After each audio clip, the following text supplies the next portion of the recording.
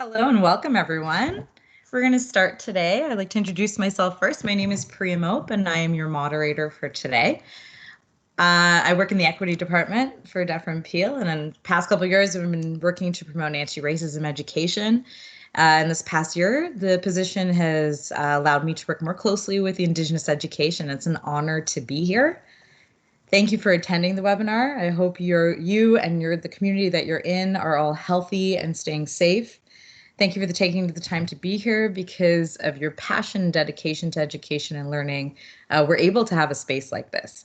And ready or not, we welcome this new wave of digital education. Being here, at least allows us to remember that we're in this together. And I'm grateful we have a space to share our love for learning. Events like this are very good for the spirit, for sure. And with that, I will start with our land acknowledgement. So it's very important to show gratitude for the land and the resources which supports our lives. But we are asking to go beyond the recognition of just land. The concept being, so what, now what? How do we participate in active change? How do we as educators remain critical thinkers and promote critical thinking in our classrooms, knowing that the historical and current in times of disease, it has disproportionately affected people of color and Indigenous people. Oh, I believe I can. Oh, jeez, really? Sure, everyone's on mute. Okay. Yeah, so knowing that in times of diseases, it disproportionately has affected people of color and Indigenous people. Remembering times like this that, we're reserves across Canada that has no infrastructure or clean water, and no support from the federal government. And that is the reality of oppression and colonization. And it's important to remember our classrooms is where we can promote change through education of these realities and inspire students to push for a better future. And with that, please join me in prayer. In the name of the Father, and the Son, and the Holy Spirit. Amen. Good and gracious God, bless and guide those of us who seek to live out your good news of justice and peace. Guide us in our work of promoting human dignity by reaching out to the hearts and minds of our community and beyond. Walk with us as we deal with complex and sensitive issues. Help us to find the right words and actions to communicate your love for all members of the global family. Amen. In the name of the Father, Son, and the Holy Spirit. Amen. So that prayer, and there's other great resources that can be found at the website, Education for Justice. The password is here, and we can add that to the chat box if you would like. So it's Education for All, so www.educationforjustice.org. The username is Saint Michael with the hyphen, and the password is justice number 4 all. So as your moderator today, I'm just going to discuss some of the etiquette. Please keep your video off. Stay on mute. If you're not on mute when you enter, we will place you on mute. Keeping in mind too, there's also a chat box to ask questions or make comments. As your moderator, I'll wait for natural pauses in the conversation to ask the questions that you guys have placed in the chat box and your comments. The chat box is also a great place to let me know if you're having technical difficulty or any issues. Myself or any of the other organizers will help with any of the technical difficulties. If you're unable to see or hear the presenter, let the moderator know in the chat box. And note that a webinar will be recorded and posted on the Indigenous Education website. So just a reminder, once we begin recording, you'll see that there's a little header will come up at the top of the screen to let you know that it has started. You can dismiss that and it will close. It's just to let you know, and you can review the privacy policy if you want to. And just a reminder of how the toolbar works. You have the timer from the left. To turn off your video is the little video camera, and the audio is the microphone. And then the chat box is the little bubble there. Okay. And with that, I'm going to now get to the main event, which is our webinar on Truth and Reconciliation resource. Now I'm going to invite Jody Williams and Tesa Fiddler to please introduce themselves, and they're going to get their presentation up. Great, thank you. And bear with us as we work through any technical difficulties.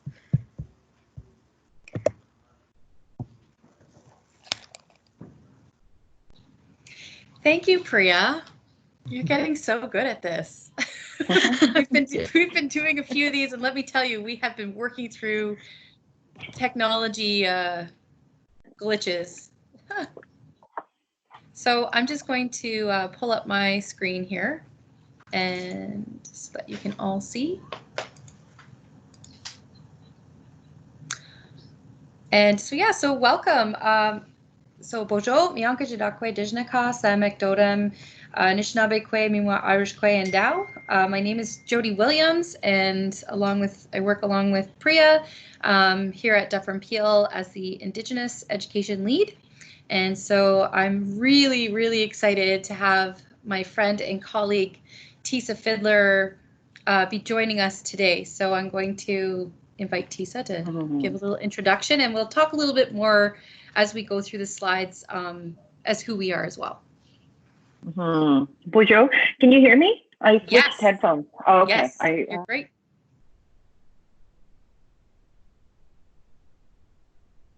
Well, not anymore.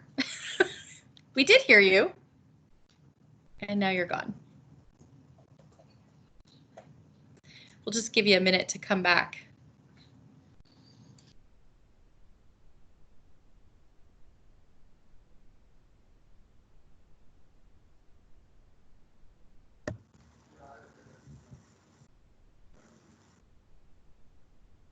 Tesa, there might be an issue with the headphones being picked up. In the toolbar, there's the 3 little dots where you can go into device settings, and in there you could switch to speakers and headphones if it's not working. Hopefully that helps.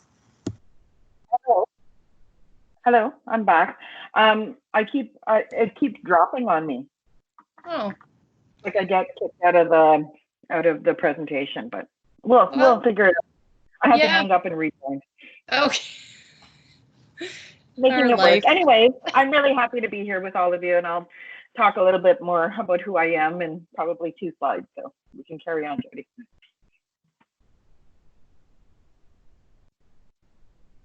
Oh, I should mention just before I advance the slide here, we are going to be referencing this site. You see the link there. If you want to follow along, you're welcome to. And so we have a new public page on our website to support student learning, and that's what we're going to be referring to through our presentation today. Tesa? Did you want? Sorry. So our learning goals, we were fortunate to have done this a similar presentation. The Inuit Education Association through the OTF a couple of times over the last few weeks. So it's really great that we're bringing it to FNMIEAO, and then we'll bring it up to Center Bay Catholic. But during this webinar, we're going to be focusing specifically on an amazing resource that we had the opportunity to create 2.5 years ago. And it's a resource that was created in response to the revision or the enhancement of the social studies curriculum from grades 4 to 6. And those revisions were done in response to the Truth and Reconciliation Commission's calls to action. So the Ontario government recognized and respected those calls to action that we needed to incorporate into our curriculum content specific to Indigenous peoples and Indigenous experiences. So I'm excited that we're able to bring it to and talk about it with all of you.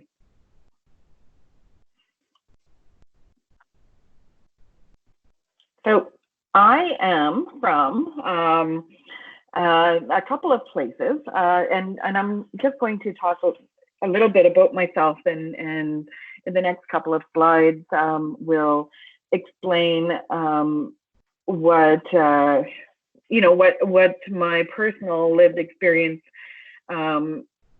is, and how it has influenced who I am as Anishinaabekwe and who I am as an educator as well. So the red dot right on top of Lake Superior is where I live now in Thunder Bay. I've been here for 20 years, and Thunder Bay is a kind of Midwest Ontario. It's not, it is, when people say it's in the north, but we have 2/3 of our geographic land mass for Ontario north of Thunder Bay. So technically we are middle. But it's a beautiful city with lots of stories. Been here for, like I said, 20 years. I have 2 children. I'm married. My husband works for Anishinaabe Nation, and which is a treaty territory of Treaty 9, which is that 2/3 landmass that is in northern Ontario. It's from the Manitoba border all the way over to the Quebec border and north to the Hudson Bay. So it's quite a large area. It's not as highly populated as the South, but it's still, we still have Indigenous peoples in those areas, and there's 49 First Nations, and that is part of where I come from. My mother was Anishinaabe. She was Ojibwe from Kitchener-Megawidib in Inuit, and she, which is near Muskrat Dam. You can see Muskrat Dam up on the top of the map there.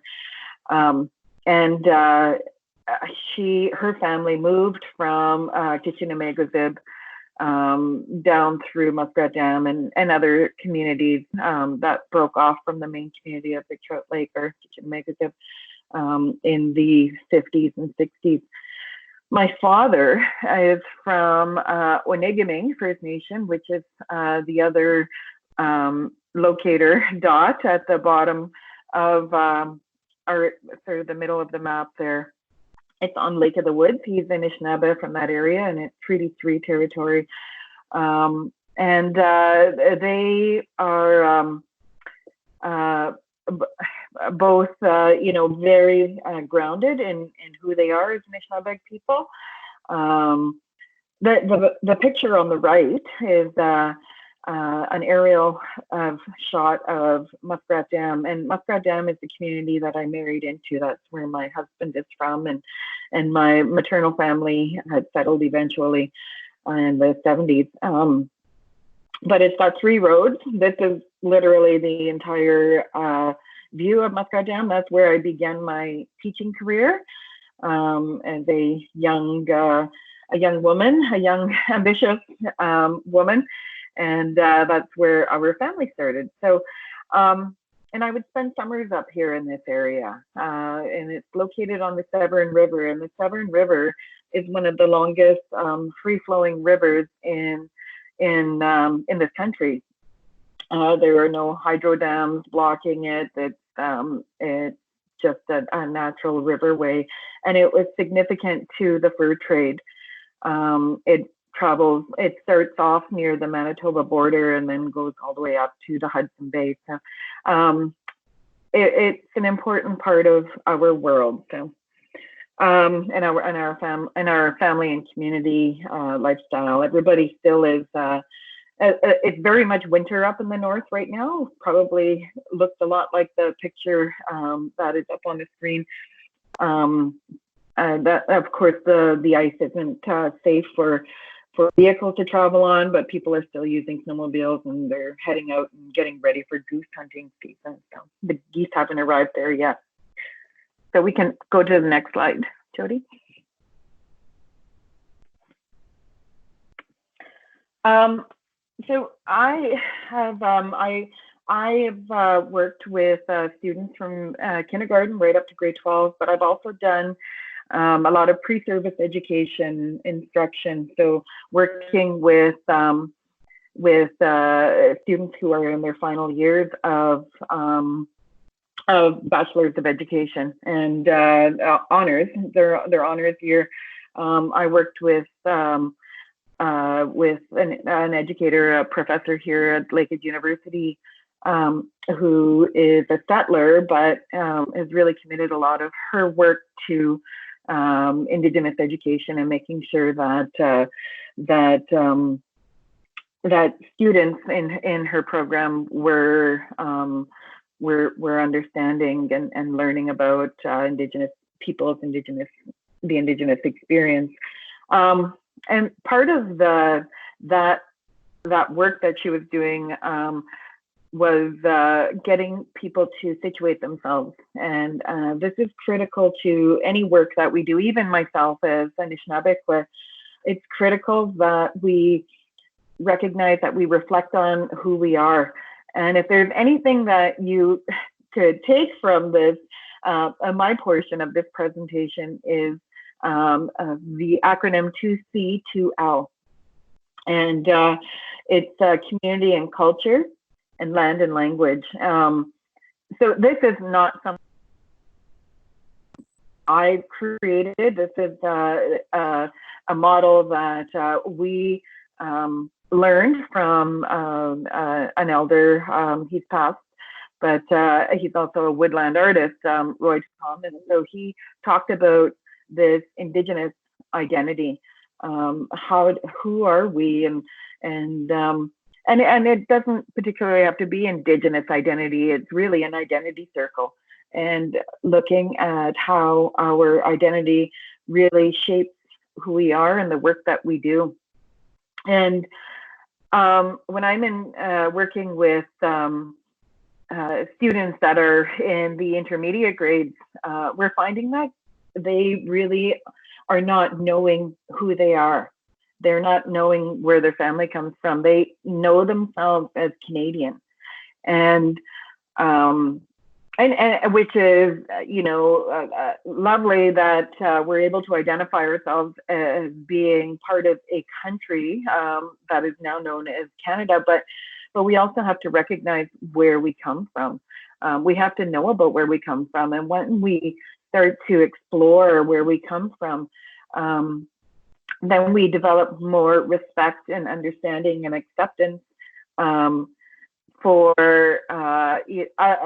other peoples and where they come from. And then we start to automatically, I think it just becomes innate then that we start to address racism if we really truly understand where we come from. So what community do you come from? And I spoke about the communities that I identify as home, and people ask me, well, where are you from? It's really hard for me to say one place because I've had the privilege of having many knowledge keepers from different spaces that have shaped who I am. My culture, my father was a traditional Anishinaabe person, where his family was, they were lucky enough to have preserved traditional ways of being and those Anishinaabe ceremonies. They lived on Lake of the Woods, and they were able to hide their ceremonies, which is pretty crazy when you think about it, that they were able to hide their drums and their pipes out on this big lake and all the many islands that were out there, and they would go out in the middle of the night to practice their ceremonies. And I share that story with my students, grade 6 students particularly, talking about the influence of settlers, and that as Catholic educators, Catholic people, can we imagine that we would have to secretly pray during the night, that we would have to paddle out somewhere to some island, and that's where we could read our Bibles? And it's horrifying for them to think about that, about their grandmothers going out and in the dark of the night And if she got caught praying with her Christian Bible, then she could potentially go to jail, and all of her prayer items would be destroyed. And that really is the experience of my people. But my community, my culture, I was fortunate that my father was able to maintain that understanding of the knowledge of his ceremonies, because my grandfather and a great grandfather, they were brave enough to keep it, and it went underground. And also the language piece. Both of my parents were fluent language speakers, but I was not. I am not. And both of my parents went to residential school, and it was just a couple of years ago that my mother apologized to me. She was talking to me about her residential school experience, and then she apologized to me that she never taught me the Ojibwe language, which is her language. She said that she felt I would be better off in life only knowing English. She thought that that it was a deficit. It would have harmed me if I spoke my Ojibwe language, and so she only spoke to me in English. It wasn't until I was older that an older child, that I started to learn the language from my peers, because that's the only language that many of my classmates spoke when we were living in the North. And when we think about not just ceremony but the land-based lifestyle, it was later in my childhood that I started, when we moved back to the North, the flying North, that I was able to start practicing the land-based knowledge, where I was out there, gathering, harvesting, snaring rabbits, and fishing. So that is where I come from. I also come from two parents who went to residential school, and that has really shaped who I am. We know that there are many, many stories about what residential school was, and that is really what my parents' story was, and ultimately what when we talk about intergenerational impact, that is what happened throughout my childhood and growing up. And we've got a lot of work to do in my family to start to break down that cycle, and my children have a big responsibility to shift that narrative now, where they're second generation survivors, and they need to they need to find spaces that are healthier than the spaces that I had growing up. So that's where I've been. We use this model. We've used sorry, I'm going on a bit here, Jody. But this here is a medicine wheel. That is not traditionally an Anishinaabe model, but it's a model that comes from our friends to the west. And it's a great graphic organizer. But we use it because it's easier to explain. We borrow it respectfully from our relatives from the West, just to organize knowledge and different kinds of knowledge. Their teaching is that you start in the East. Our teaching is we do things starting from the East. All of our lodges, the door that we enter to are from the East. That's where Anishinaabe people. And so that's where we come from when we look at the identity circle. And then sorry, Jody, I think this is the student one. Is the next one the personal one? Sorry, maybe I advanced the slide too early. This is the student one? Yeah, that's the student one. Sorry, this one? I advanced it. We were here. Okay. and then I advanced Self. it. Sorry. Okay. I didn't even notice the self. Okay, I'm sorry. Sorry, I'm going on. This is how into my story that I am right now. But I think that I'm actually learning a few more things. I'm enjoying it. And that's really who I am as an educator, I guess, is that I'm a storyteller. And every time that I look at this circle of identity, I think more about who I am and what influences my work with students and families. So, and it's okay. So, and you travel around this circle. Where are you now? Where are you going? And looking at how does our story influence the learning of a child, or how does it create that learning space in a classroom? And all of us come from community and culture and land and language. All of us have that lived experience. And what does that do to influence the lens that you bring to the classroom? And what privileges do you bring to that classroom? What potential harms could your personal experiences bring to the classroom? When we talk about power and privilege, we're right now, it's particularly, we're dealing with some challenging times and trying to support children through online learning. But even that is, when we talk about equitable access to education,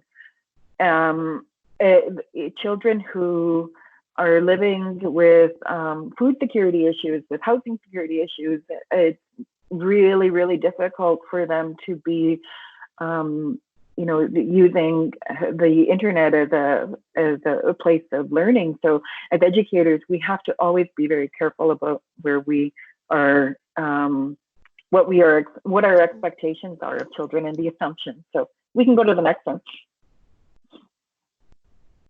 We can go to the student one now. So we can take that circle model and we can apply it to our students, and that gives us a better understanding of how we can better serve students and families. And in the north here in Thunder Bay,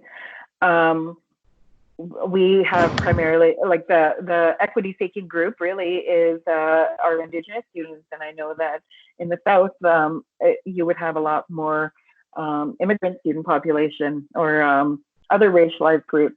And so we need to always, reflect on, okay, where are students coming from, and what is it that they're bringing to the classroom, and what are their needs, and what are what's their capacity, and what can we do to better look after students? And so it's really this is a great activity to use with students, and having them, explore, okay, well, who are my people? Where did my people come from? What language did my people speak? And to develop that sense of identity, and then that really supports, their vision for where are they going in life, and it gives them something to build off of. Yeah. Okay. Move forward.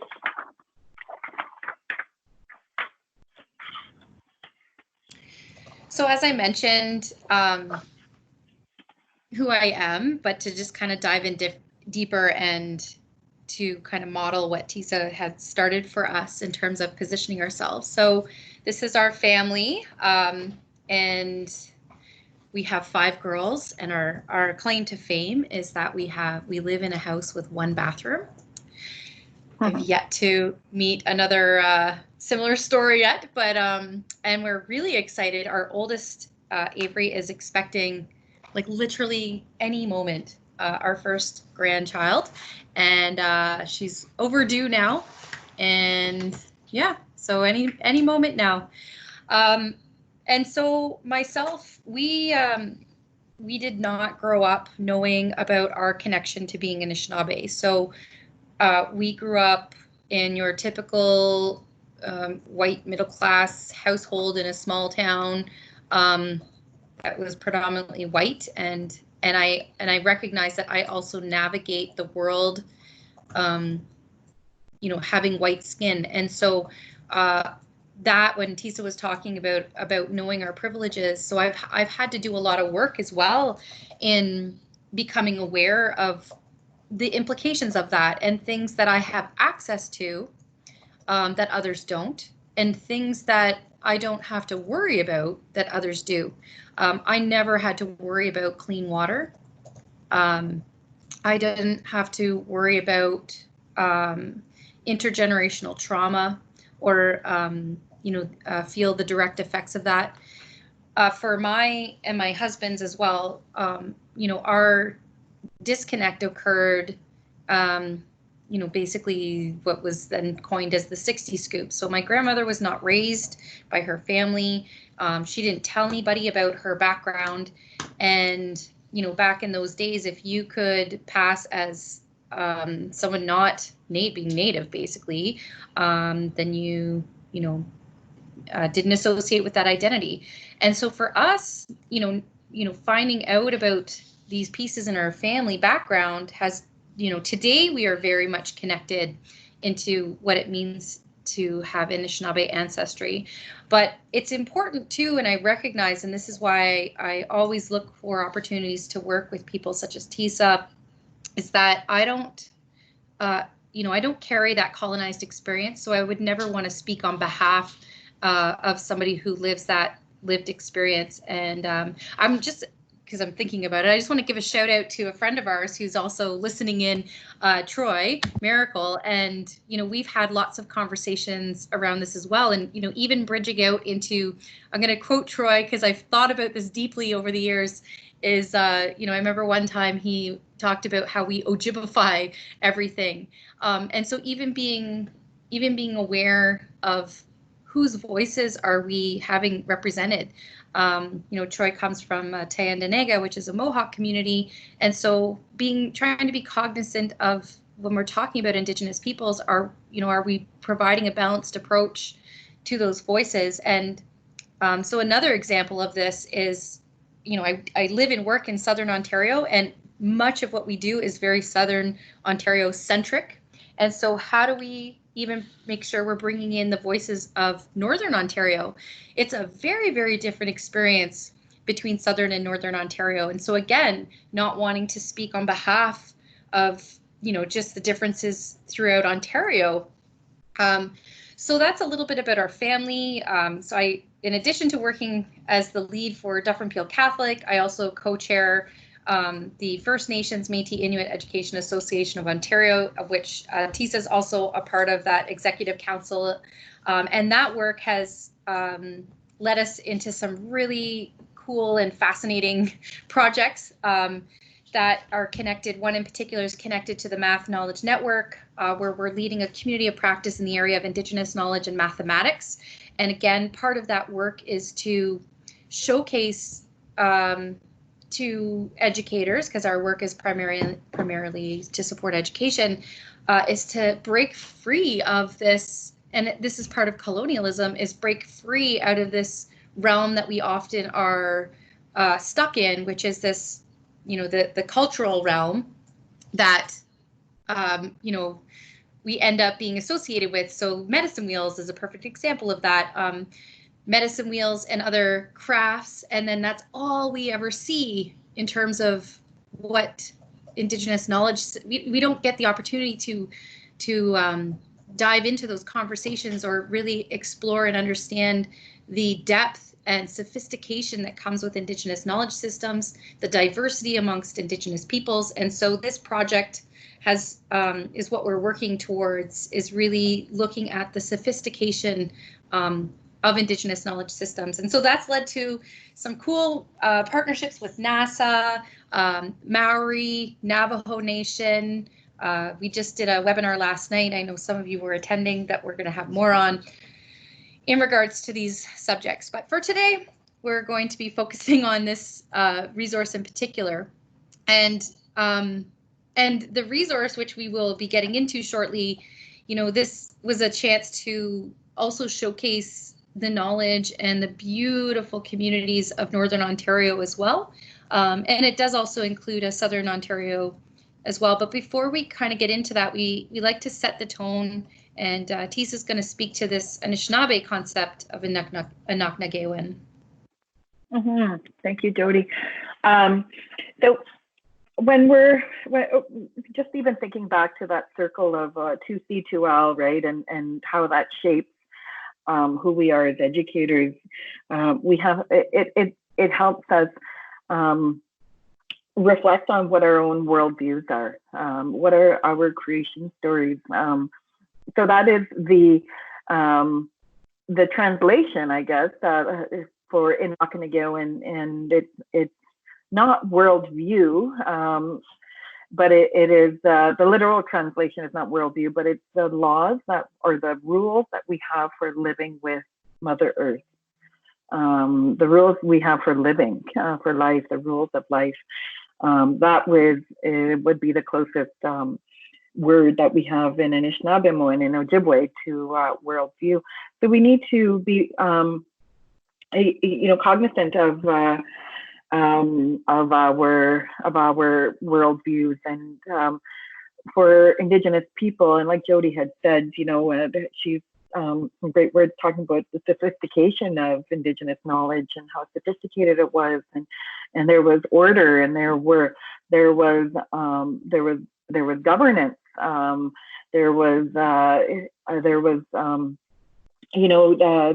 rules for living with other people in villages, with other nations, and everybody.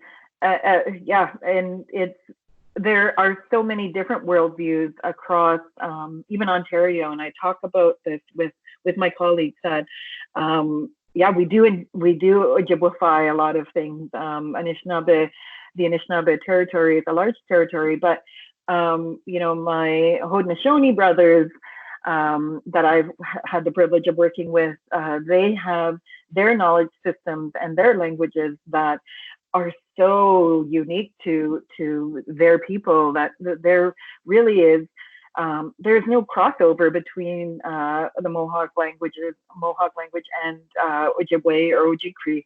There's I don't think there's any language, any words that are similar. That is just how diverse the nations are.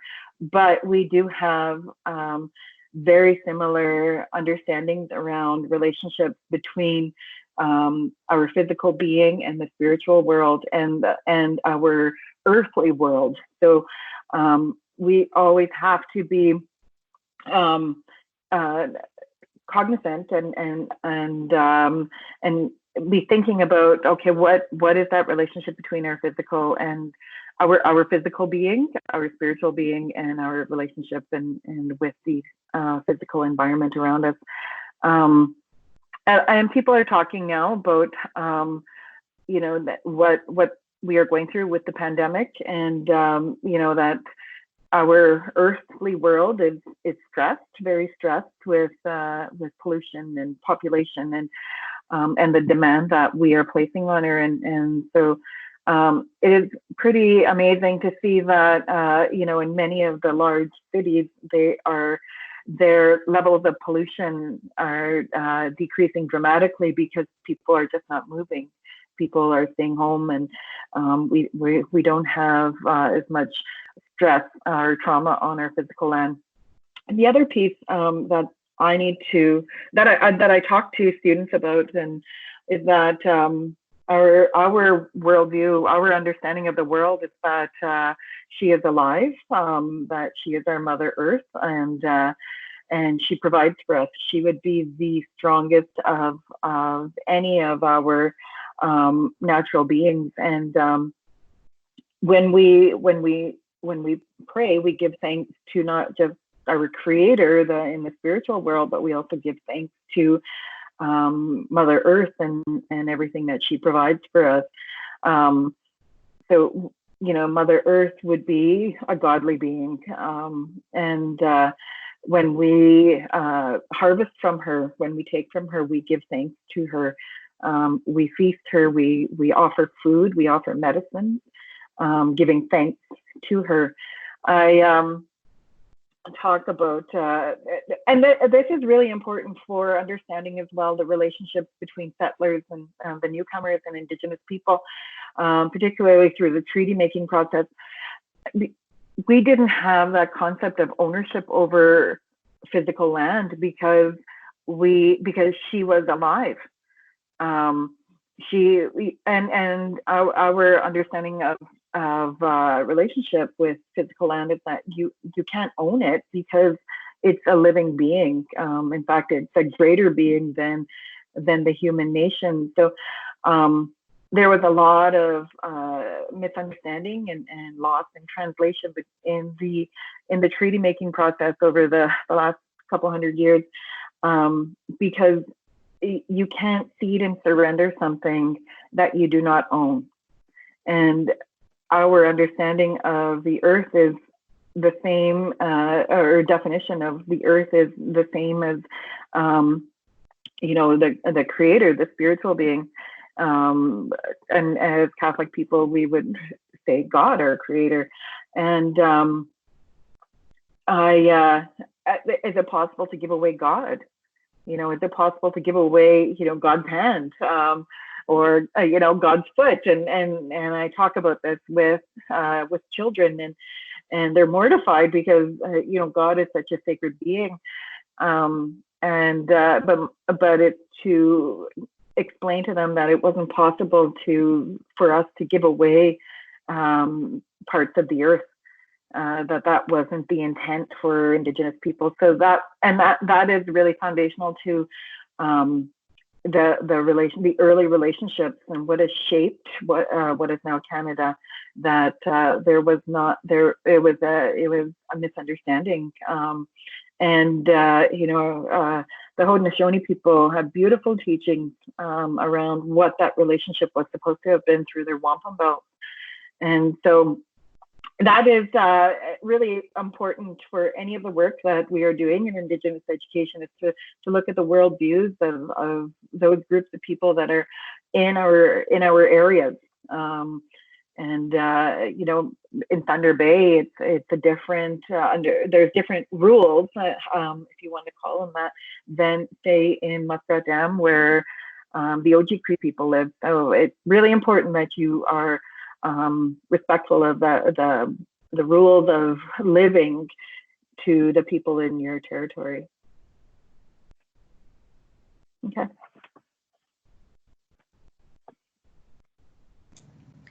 So this is just for reference.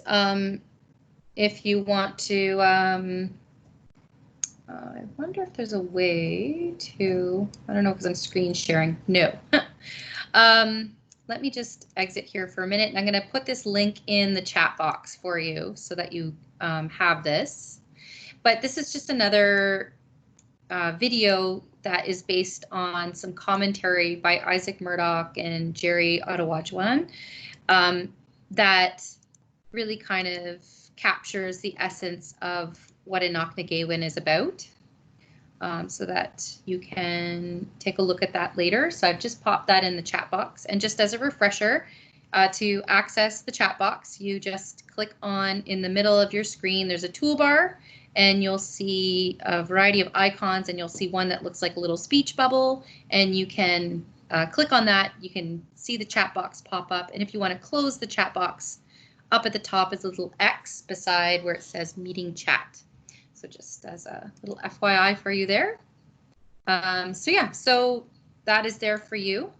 And when we get into the resource momentarily, again, we really encourage people to lean on the inquiry process when engaging in this work. And we know, because we hear from lots of educators within our school boards and across the province, there's a lot of fear and apprehension in doing this, bringing in this content, and especially now because it's mandated for in the curriculum for grades 4 to 6, social studies, 7, 8, and 10 history.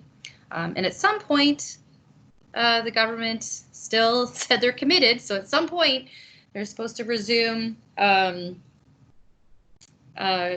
writing, so that this will be also embedded in grades 1 to 3 and into secondary.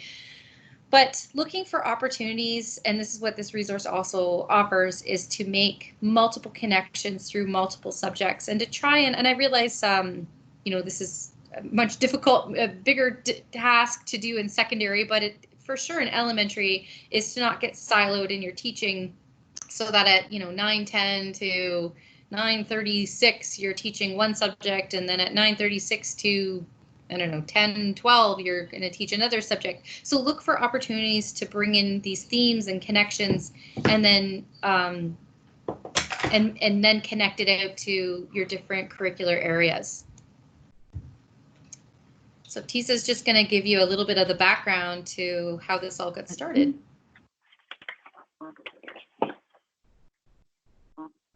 Okay. Oh, beautiful. I love this. This was probably one of the highlights of my career. I was fortunate enough to have been part of the writing teams that revised the social studies and history curriculum. I was part of the grades 4 to 6 team. And it really wasn't about revising the curriculum per se, but it was about, I consider it enhancing the curriculum. So it was making sure that Indigenous content was specifically in there specifically to make sure that students learned about First Nation, Métis, or Inuit people. An example is in grade 4, which is social studies, looks at early civilizations. Teachers often defaulted to Egyptian or Roman Empire when examining or doing inquiry around early civilizations. But part of the enhancements or the revisions was that you had to learn about one First Nation or Inuit group as an early civilization. So in doing that, and putting those expectations in the curriculum, we needed to create resources. A reason that teachers default to Egyptians or the Roman Empire was because that is the resource that they had available to them. That's what our textbooks were putting out, our teaching materials. So we had an opportunity to apply for a grant through the Ministry of Education, and we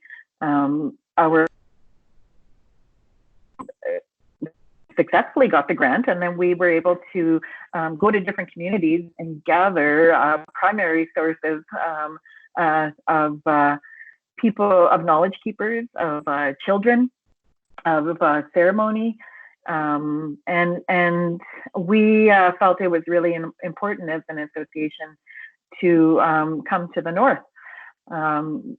We went to the two communities that I'm from, Kitchener-Megwezib and Inuit, and we also went to Onigaming First Nation.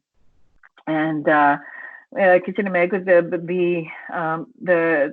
the information that we gathered, the resource that we were able to create from that space was really looking at what is the land-based relationship, what was the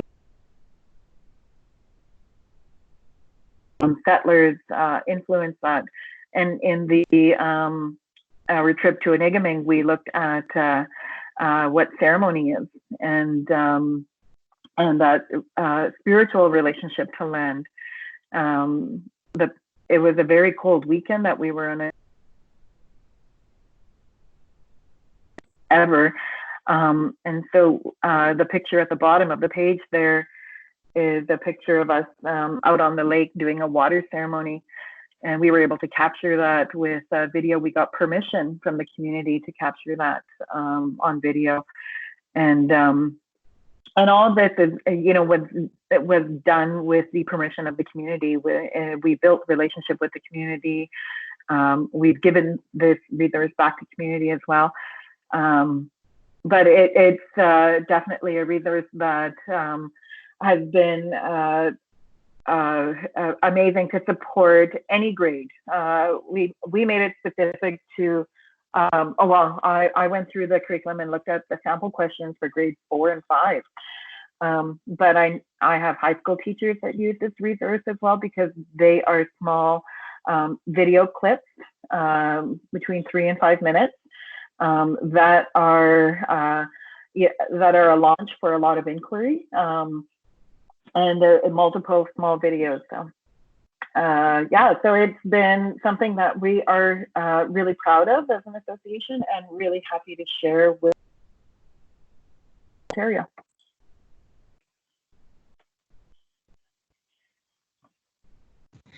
Okay, so we're going to now dive in to these resources, and I'm going to just get out of here, and because we're going to actually go to the website. So so as we mentioned, so this is our website if you're not familiar with it, and many boards, like our board, Deaf from Peel, and so does Thunder Bay Catholic, and there's quite a few boards that have a license to use this resource. So I'm going to show you. So when you come in here, well, let me go here first. So on our homepage here. So if you were to try to go into, most of it's under, it's locked in under membership. And unfortunately, we had to switch over to a membership in order to survive. So our council members, such as myself, we donate our time. So we don't get paid. So it's not like this is an organization that is, a paid organization. So we depend on grants and things like that to operate. And when the government changed over, I don't know if you recall, but they took away many of the grants, especially if anything that supported and anything Indigenous got really hit hard. And so we had to switch over to a membership. So for Deaf from Peel, if you were to click on any of these sites, you will end up here. And for Deaf from Peel, you would put in your login information. And if you're not sure, you can send me an email and I will send out the login information again. But once you go in, you'll see there's a whole bunch of stuff on here and all kinds of links to different things. But we are going to focus, and some of our other bigger pieces as well are in here, but we're going to focus here on these TRC teacher resources. And I'm just going to, hang on, I got to stop share and then I'll reshare because I forgot to hit something for you to hear it. Okay, so I'm just going to play you the video clip here so you get a sense of what is involved in this resource. So you should be able to all hear this.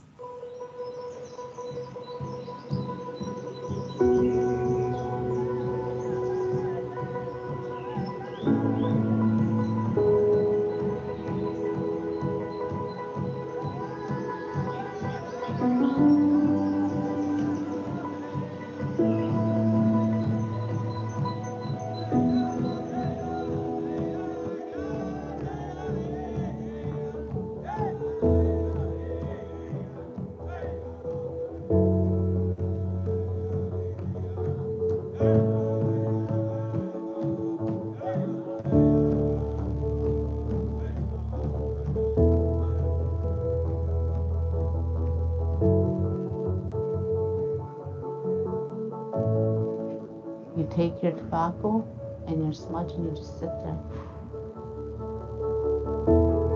There was just chief, and he didn't just look after just one area. Before Europeans came, the Cree people, like the people that I come from, were up by James Bay.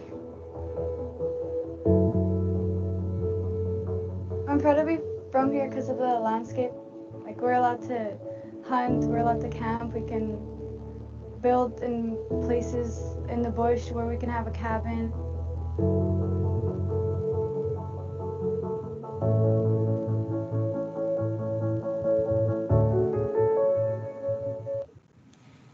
So that's to give you an overview of this. And I'm just going to switch over to, so this is under this tab, resources. Now what we've done is we've created this new tab called student resources, and it's basically the same thing. It just doesn't have that intro video. And this page is open to the public, so anybody can use this. And we're going to show in a moment, I'm going to switch it over to Kevin, and he's going to actually walk you through how he took it from the website and embedded it into 2 online classrooms. But I'm just going to kind of give you, I'm going to toggle back and forth. Yes. Sorry, I just wanted to let people know that I'm not sure what other people are seeing, but the quality of the video was not great. So I think it's just the way that it's coming through the internet. All of these videos, like, okay, it's all that's blurry. good to know. Okay. Yeah, so it's really not great. Like, everything is professionally done, very clean. Okay, so if you're getting a terrible version on this webinar, that's due to connectivity issues. The videos are they're beautiful, but it was all bitty, and it just was not great. So just wanted to put it out there. And it could be because I'm so far away. I'm so far away from everybody. Well, that's just it.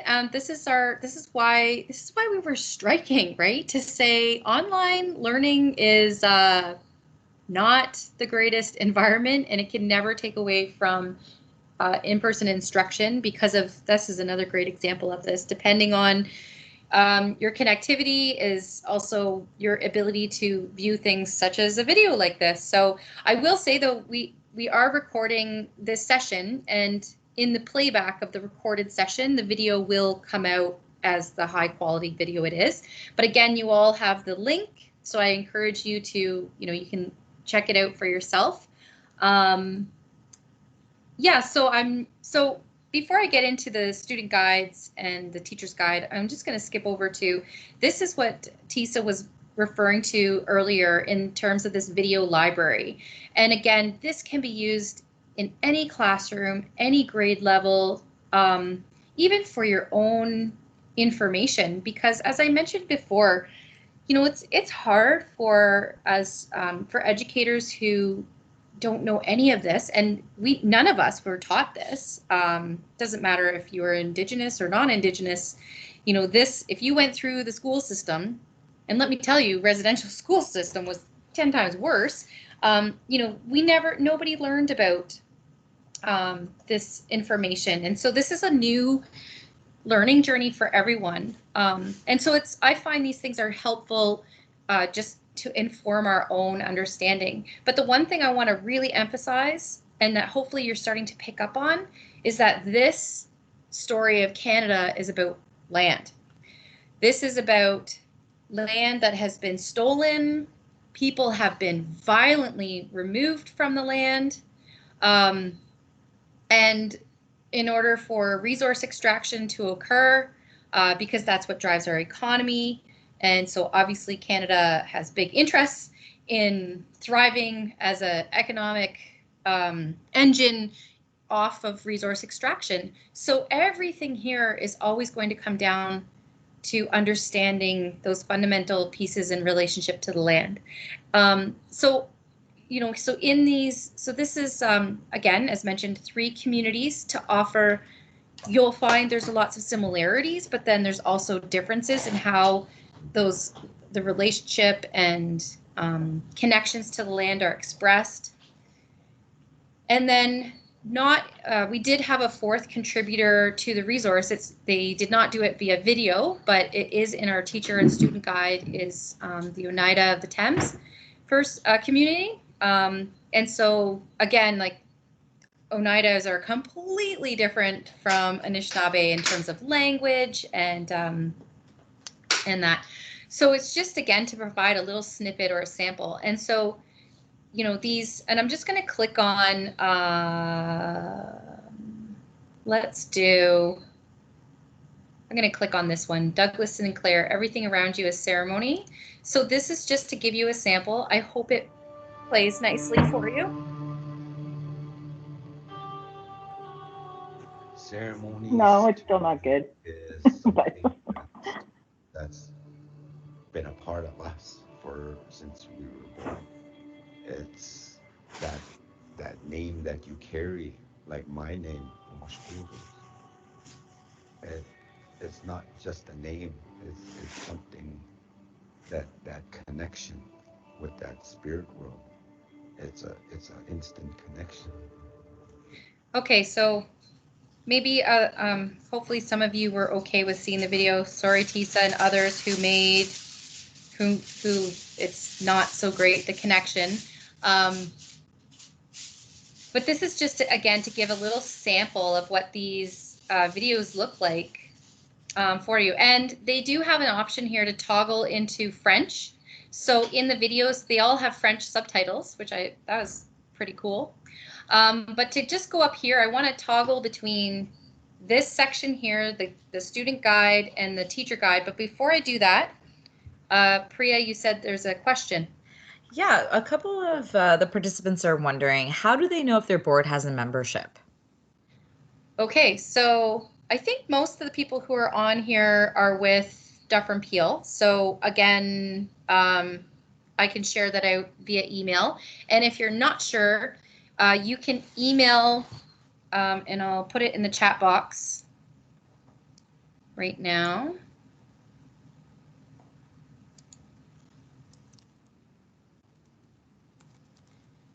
info@FNMIEAO, and I can check for you on our list as to what school boards have a board license. And yeah, so some people in the chat already know.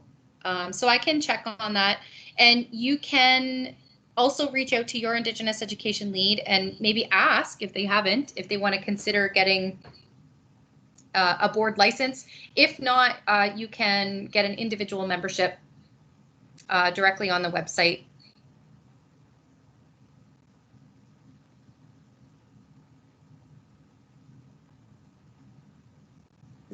Was that it for questions? Yep, so that's far? it. Thank you. Okay, great. So keep your questions coming in the chat box. Priya will let us know when they pop up. Okay, so just to go back to the difference between the guides. So I'm going to go back over here under the resources so that you can see. So here, in the teacher's guide, so if you were to click on it, and it's also everything is translated into French. This is probably one of the most extensive French resources I think that are out there. And I want to also reiterate that the work that we do through FNMIEAO, it is guided by a provincial elders advisory council. And these are elders from across the province, from all kinds of communities, who many of them are fluent language speakers, former residential school survivors. And so you can be assured that the information and content and material that is being produced has been vetted to the max. Because one of the things we also recommend is don't go to Google for your source for information. Because you can find some very interesting and bizarre stuff out there on the web.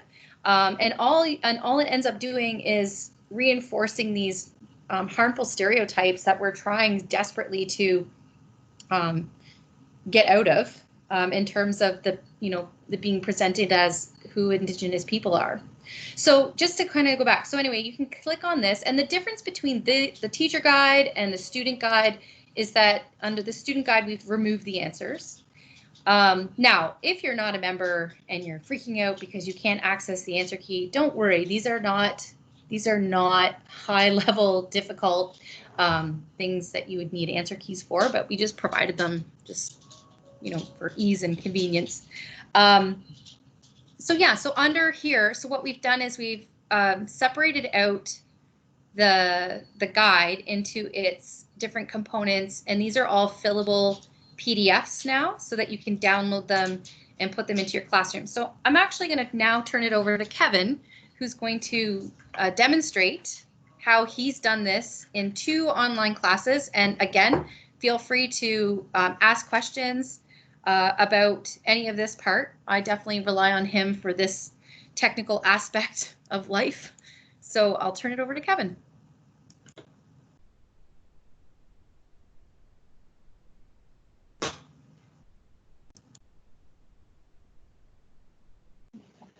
Hello, everyone. Just hopefully everyone can hear me. Perfect. Jody's giving me the nod that she can, which is good. So I'm just going to go through exactly as Jody said, which is just model for you how I took some of the resources that are on the FNMIEAO site and was able to embed them within both Google Classroom and Brightspace, which seem to be the two main virtual classrooms that are being used at the moment.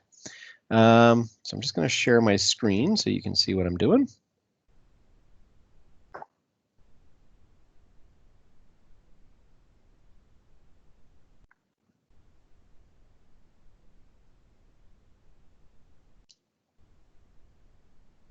Okay, you should be seeing. Yeah, okay. So I'm going to start off with Google Classroom. So, oh yes.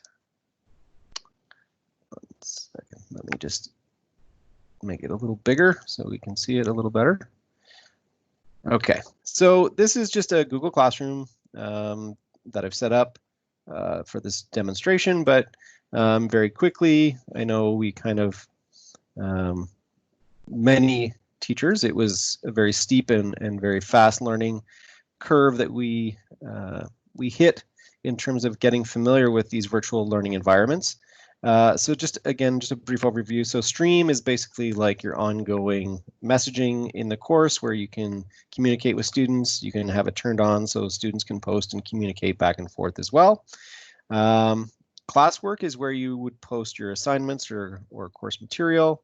And then people, of course, is just who's registered in this particular classroom. And then grades is a whole other section that would probably require a whole webinar onto itself.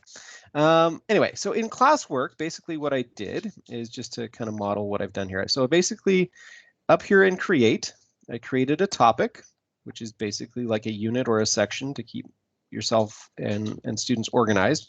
So the first unit in the TRC resources is on who we are. And so I basically titled the unit Who We Are.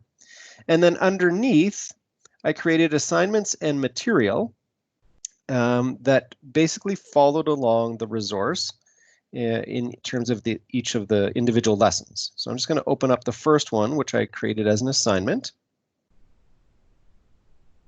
I'm just going to go over the instructions here.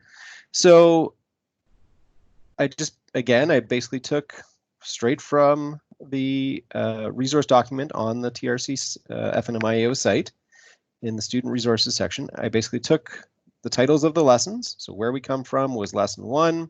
I pulled some of the text right from the activity file.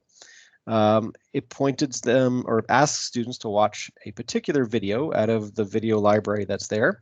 So what I did to try and avoid losing any students in them trying to find the right video, I tried to simplify it as best I could. So I added a link to the specific video, and then I included the link to the editable PDF, which has allows students to input their answers right into the document. So I added it here. This would be the one and only time they would have to open it and save it onto their local device. Okay, and then again, I just added the link to the video. So the videos on the site are hosted on Vimeo. So if you click on it, you can get the Vimeo share link, which is what I did, much like you would grab a share link from a YouTube video. Now, when I populated it, it does come up with a message. The Moose Cree one didn't, but some of the others did.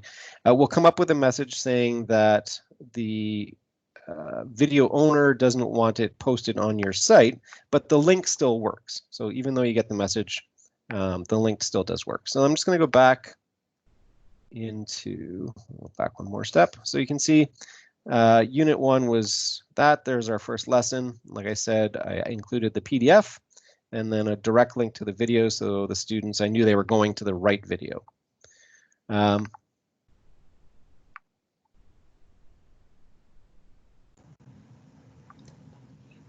just want to add a little comment here. Is one of the big things around that where I know a lot of teachers get nervous about is appropriation. And so the idea around this is, you know, the videos provide the Indigenous knowledge or the content, and then you as the teacher, you use that as the provocation or this, you know, this jumping off point of making those connections, other connections into your classroom and learning, so that you're not, the responsibility is not on you to provide cultural knowledge or content.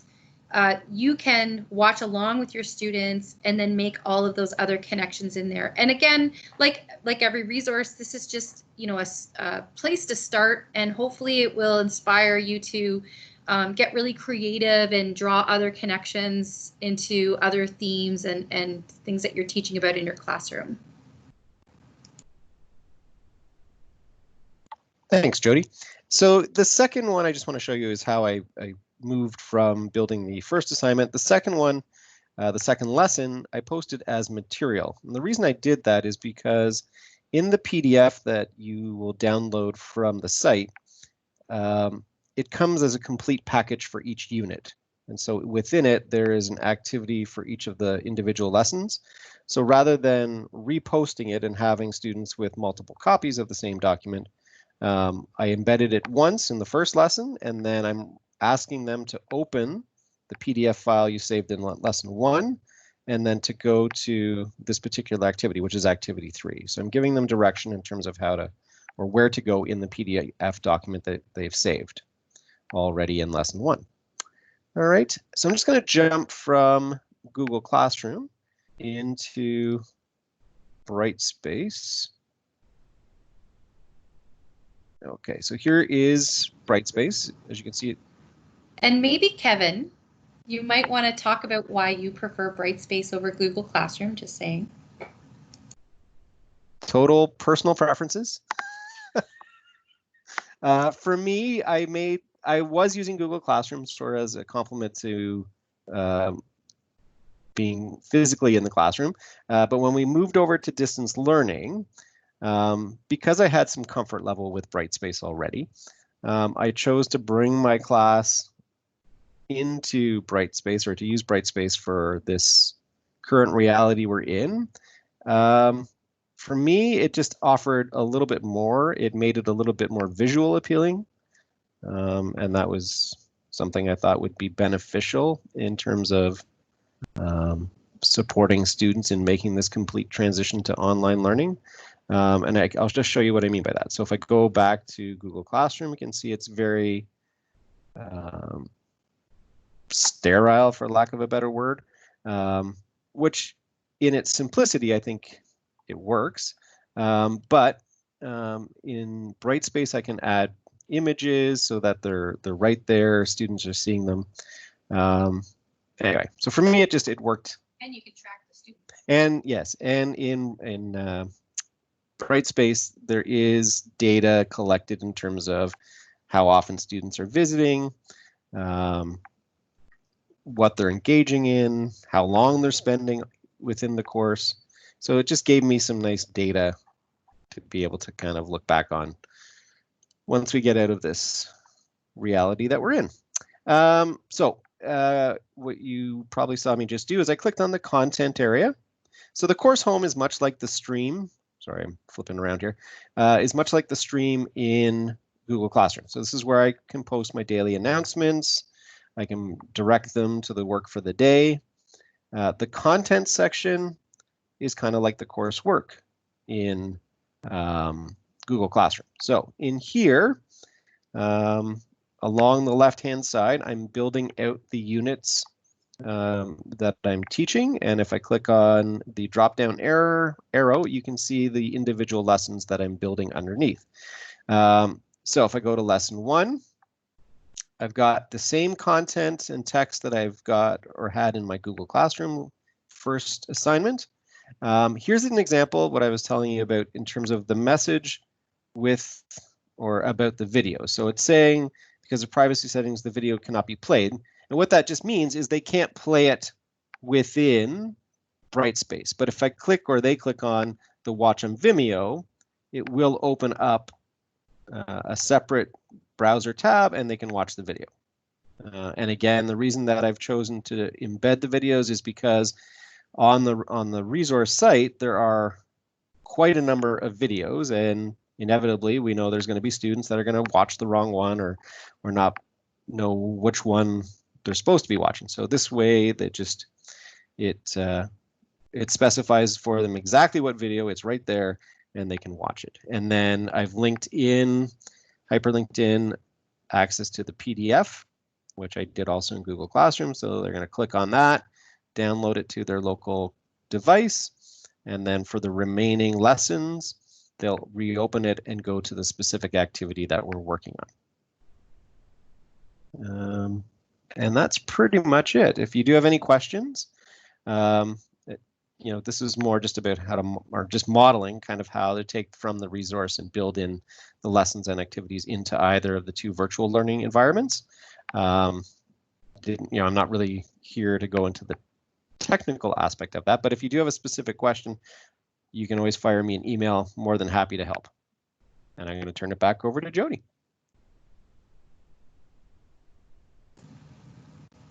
Thanks, Kev. So Kevin will put his email in the chat box for you as well, so you have that. And I'm just going to pause if there's any questions at this time.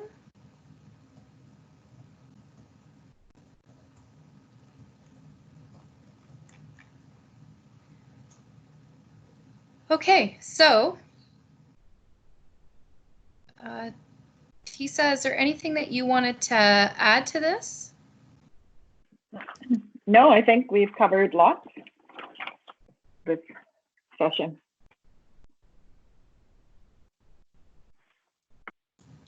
Okay, great. So I'll just go back to the screen share. I will point,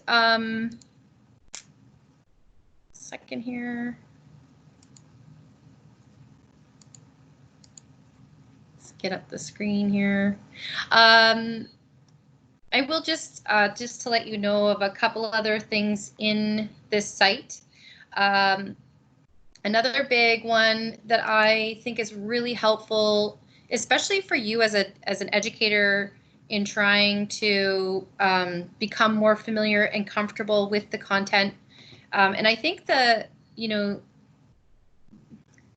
story of, as I mentioned before, the relationship to the land and really when you have a better understanding as to, when we talk about even current issues, like for example, recently there was a lot of media coverage around what was happening in Wet'suwet'en and then over here in communities in Ontario. So if you want to really better understand today's issues that arise, it really stems from having a deeper understanding as to this brutal genocide that's taken place, and with the purpose of acquiring land at the expense of Indigenous people. And again, this resource is just some people's perspectives, and I really, really, really want to emphasize that anything you're using or viewing or listening to is that person's perspective, and that they don't speak for all people.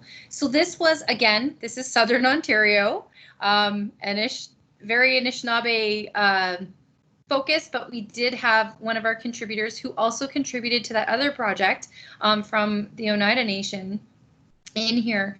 And it's to, again, give this understanding as to why we're even having this conversation today in education. Why has the curriculum changed even?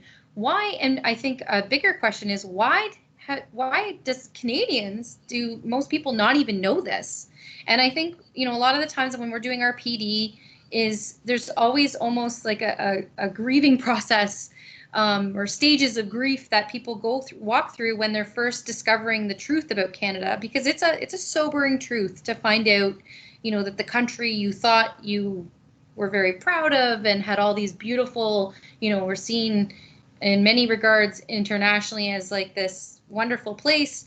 But then when you find out all of these hidden up truths, it's quite shocking when you're first learning about them. But I think it's important to understand, these larger important pieces, because then it helps to explain why do communities today still do not have clean drinking water. Like, how is that even happening? Why do we still today have the last piece of apartheid legislation in the world, the Indian Act? Why are, and the Indian Act, these are policies of genocide that inspired the Holocaust in World War II. The Indian Act, they came here and studied it, and then they implemented in South Africa using the apartheid system, because they came and they're like, how did you, Canada, how are you so effective of segregating people off onto tiny little plots of crappy land and then subjecting them to all kinds of horrible legislation? And then they took that and applied it over in South Africa. So, these are really important things to understand why these huge inequities are still existing today. So these are a series of videos. Again, this is, I wouldn't say this is for elementary. I would maybe grade 8. But like anything, always go through anything you show before you show in your classroom. You always want to preview it and then make that professional judgment. Your students best. And on that note, I also want to touch on, we're not in the business of traumatizing kids to tell truths. I think there's a difference between, as educators, we becoming informed, we can take on a lot more of those heavier pieces of content.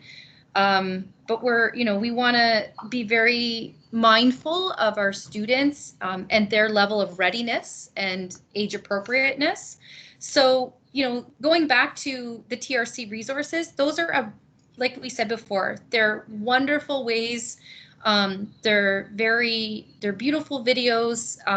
They do get into some of the issues, especially the ones from KI. They talk about treaties and the impacts that these agreements were done in not in good ways.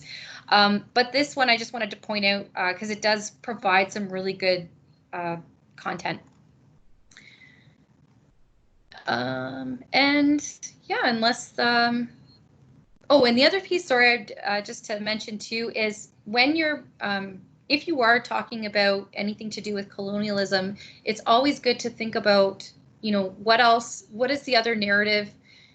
Don't forget to bring in the positives as well, because we want, I think about my children who are sitting in classes today. I want them to feel really inspired and proud to have this connection to being an Anishinaabe. I want them to, see themselves represented in all kinds of disciplines. We have a section going back to the student resources. Down past this, we threw in some extra pieces on contributions to science, because we were really trying to break again through those stereotypes that we've seen historically portrayed about who we are. So I think, yeah, so unless there's any other questions. So yeah, just to add to that too, yes. There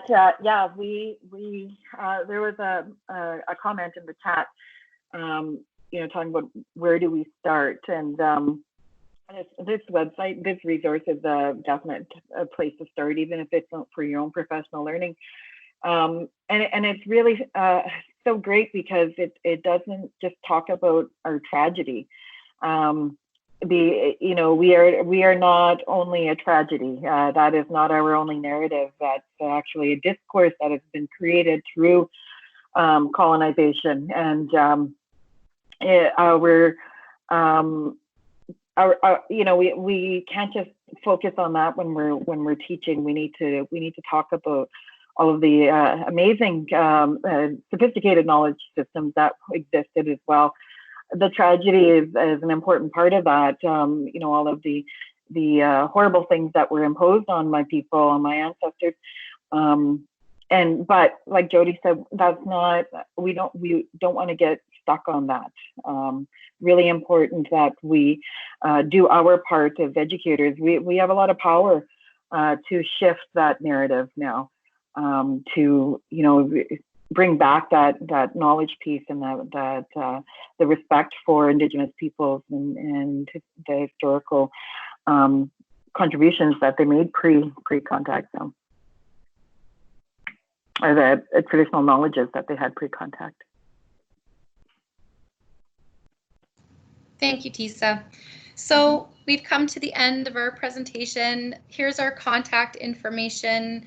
Again, for Deaf and Peel, just send me an email and I will respond to your email with the login information.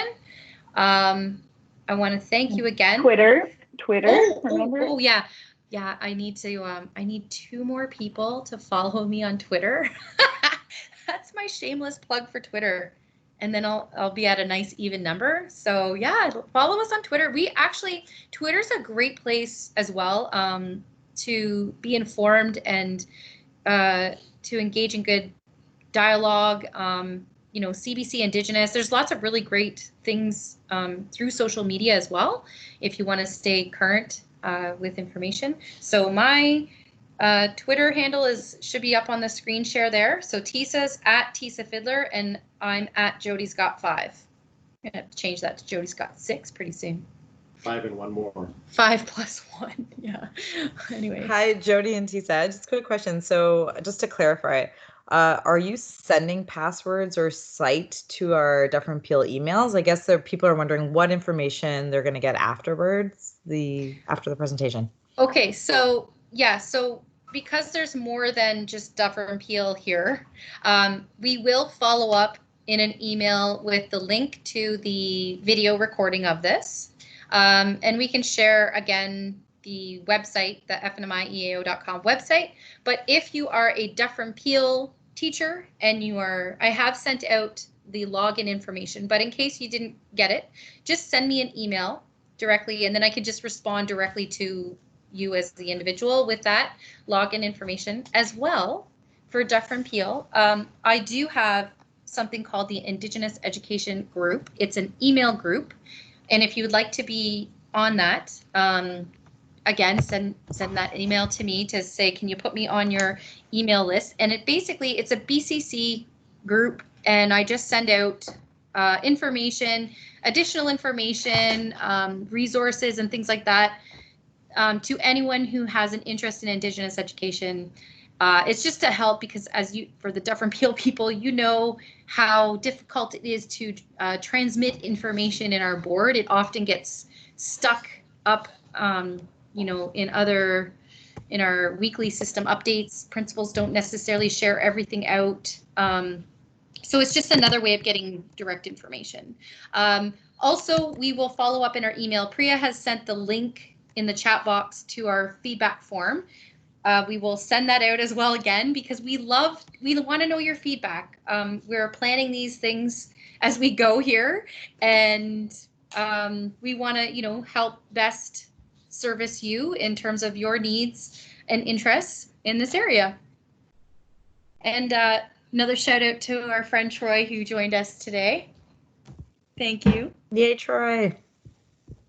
Troy's one of my mentors, I consider. I go to Troy. So yeah, so that's another thing too. If you're not sure, just ask about anything. You know, if you're not sure about, you're thinking of doing something in your classroom, listen to your gut. Your gut always tells you when something's maybe questionable. Send me an email. And if I don't know the answer, which oftentimes happens, I will go to my people, like Tesa's one, Troy's one. We have a little network.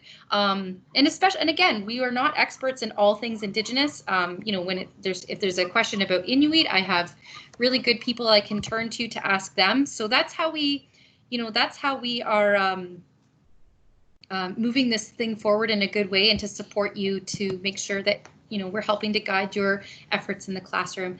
And I know I'm talking a lot here, but the other thing is the worst thing you can do is nothing. the worst thing you can do is say, oh, I don't want to get it wrong. I'm afraid of saying the wrong thing or doing the wrong thing, so I'm not going to do this at all. That's actually worse. So we really encourage you to be brave, reach out for help. We're here to support. There's lots of resources to get you started. Jody, so just one last question. Are you familiar with language learning websites? Oh, yeah. That's an area we've really struggled with as well in terms of the provincial work, in trying to pool together resources to support that. A lot of communities have their own, and again, depending on the language you're looking for. I'm assuming this is about like Indigenous languages. Yeah, a lot of time it's hard. And that's, believe me, that's a big issue. We have been trying to very aggressively advocate at the ministry to, the government was the one who took away our languages. They should be putting it back 10 times with the amount of resources that they put in to take it away. But due to systemic racism, that's still an issue that prevails. So I think, if everyone can advocate, I think, there's a strong voice in collective advocacy in terms of, calling on the government to do a better job in supporting that. That's my little plug for that. Okay. Thank you very much for participating. I also, our equity consultant was listening in today and just asked me to share one of the SharePoints for the Dufferin Peel Catholic District School Board teachers. It's an equitable and inclusive education SharePoint with resources. So hopefully you can access it. We're still working on getting it accessible to everyone, but hopefully it works. And it's filled with great resources. So feel free to touch base with that too if you're looking for other resources with equitable and inclusive education. Thank you, Tesa. Thank you, Jody, for your hard work and tireless efforts to making this happen and bringing teachers to the forefront of Indigenous education. So thank you so much. Take care, everyone. Bye. Stay safe and healthy. Bye, everyone. Thanks, Tesa, again.